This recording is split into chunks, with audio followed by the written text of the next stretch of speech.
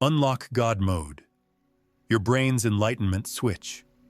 Your brain has a hidden God mode. And no, that's not just a cool-sounding phrase.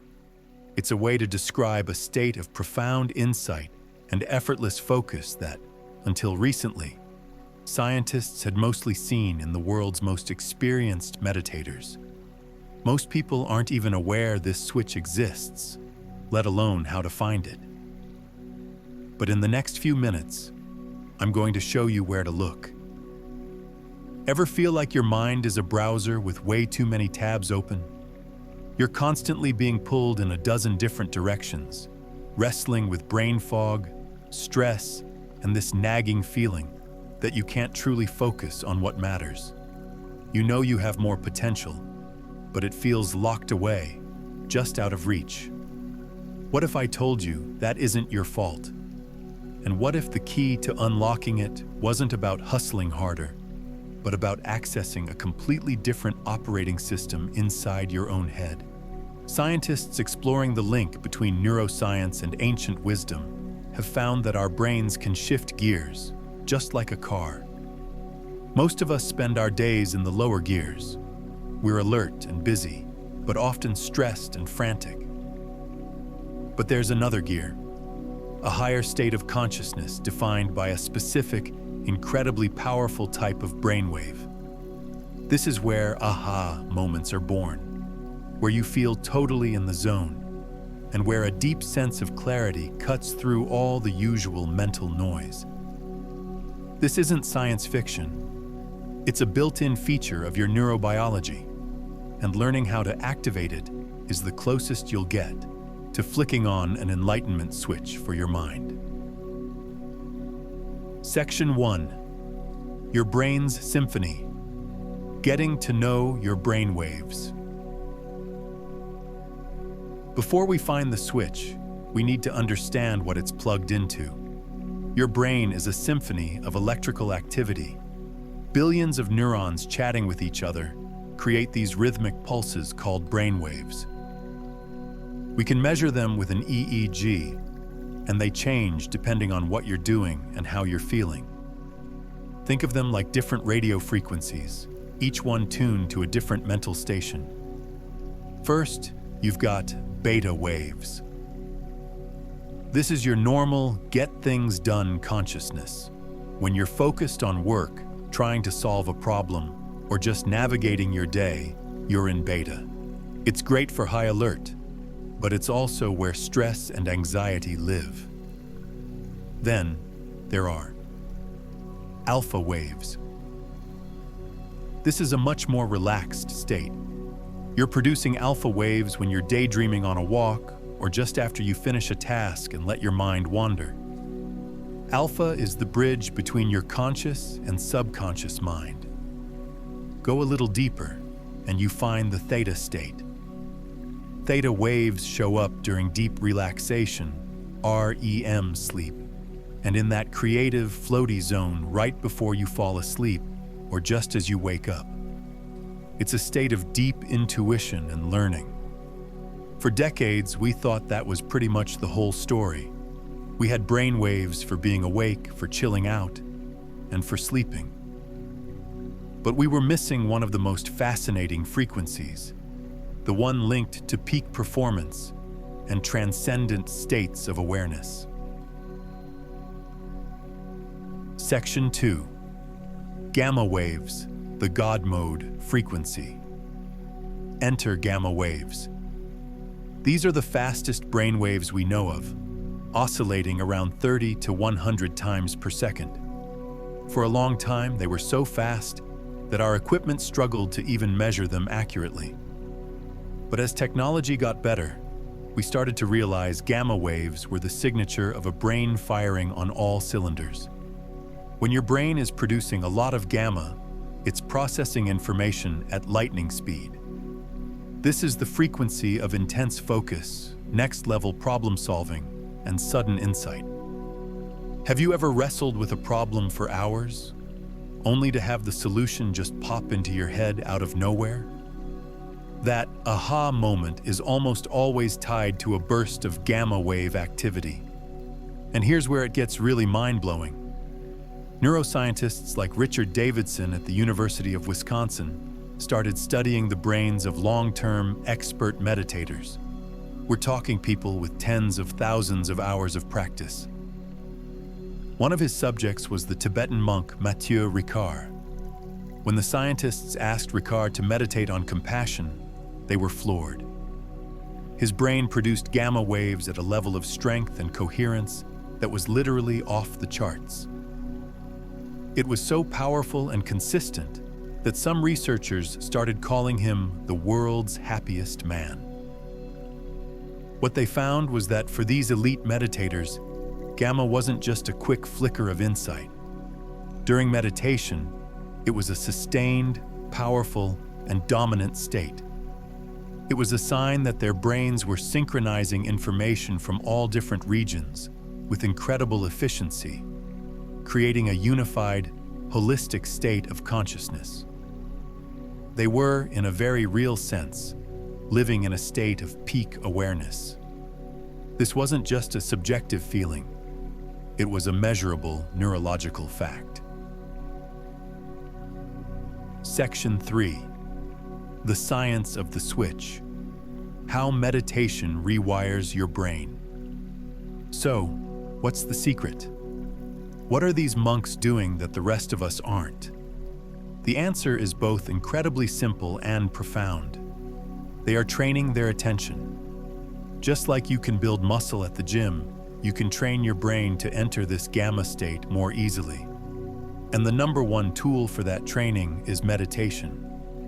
Gamma waves are thought to be the brain's way of binding everything together. When you see a bird, for instance, your brain processes its color, its movement, its sound, and your memory of what a bird is in different places.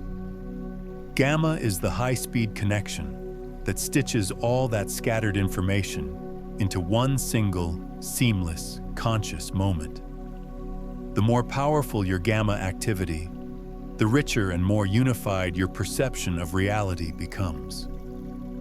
When you practice meditation, especially techniques focused on attention or compassion, you're actively encouraging this neural harmony.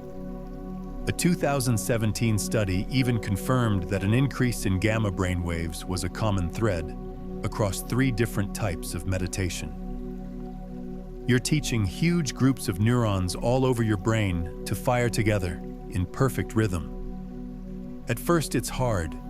Your mind wanders, you get distracted, and you have to keep bringing your focus back.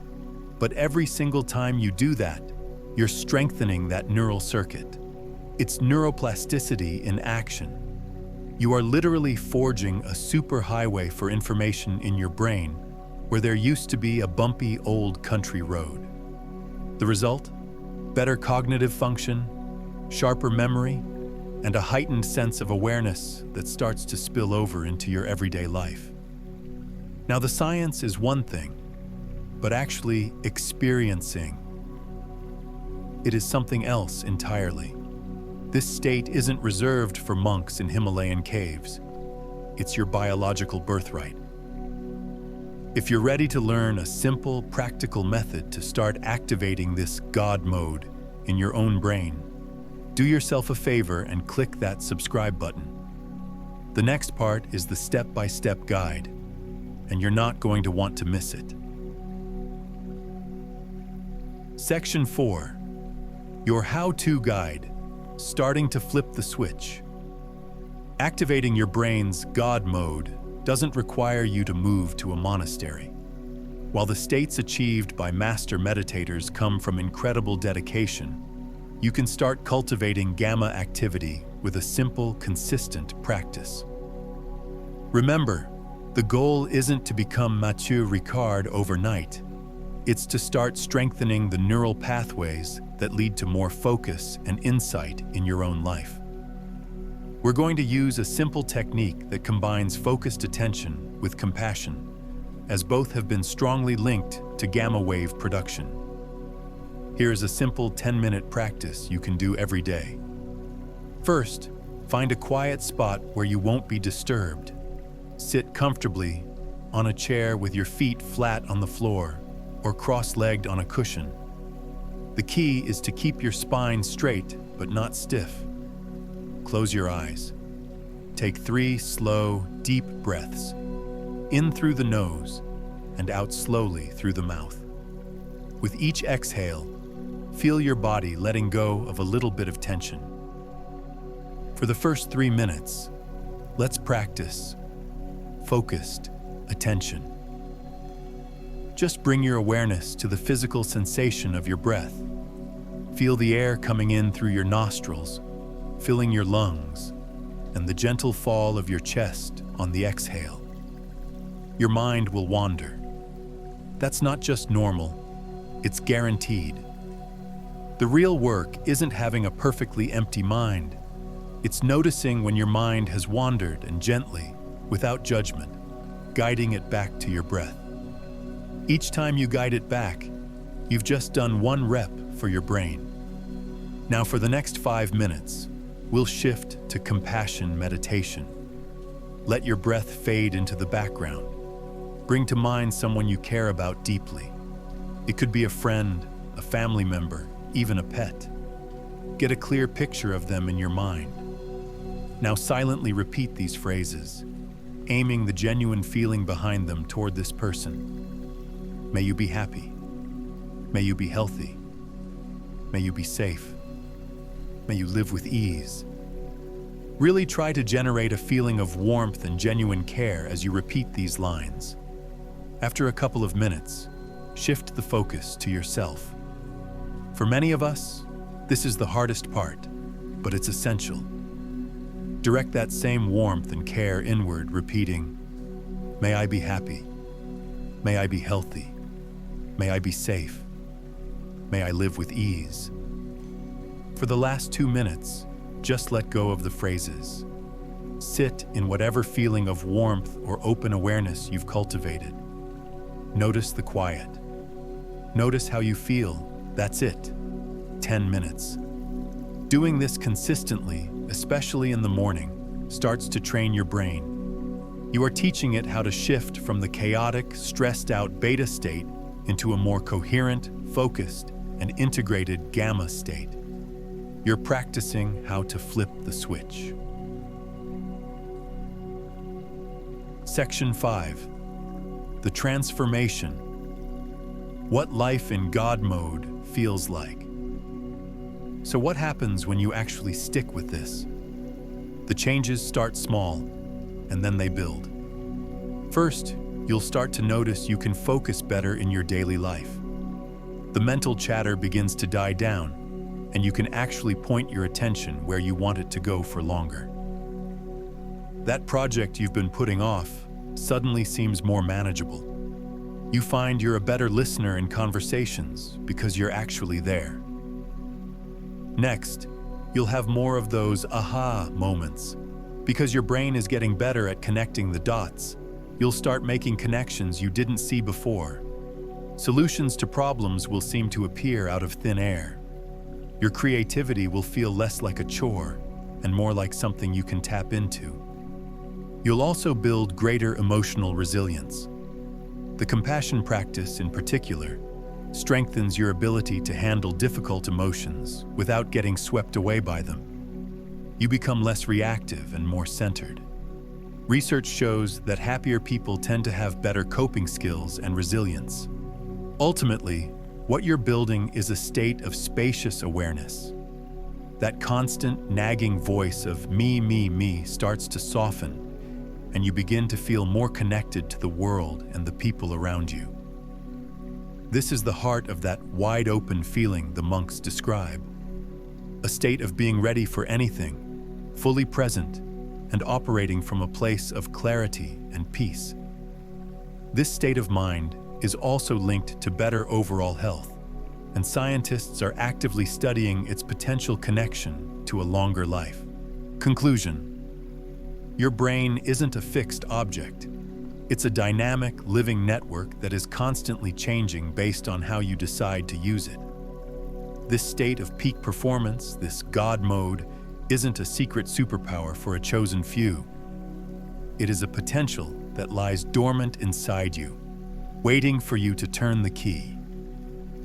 The science is clear. Through simple, consistent mental training, you can fundamentally change how your brain works. You can shift from a life run by stress and distraction to one guided by focus, clarity, and genuine insight. You have the switch. The practice I shared with you today is your hand on the lever. The only question left is, are you ready to flip it? Thanks for watching. If this resonated with you, share it with someone who might need to hear this message. And drop a comment below about your own experiences as you start this practice. I'd love to hear from you. Until next time, be well.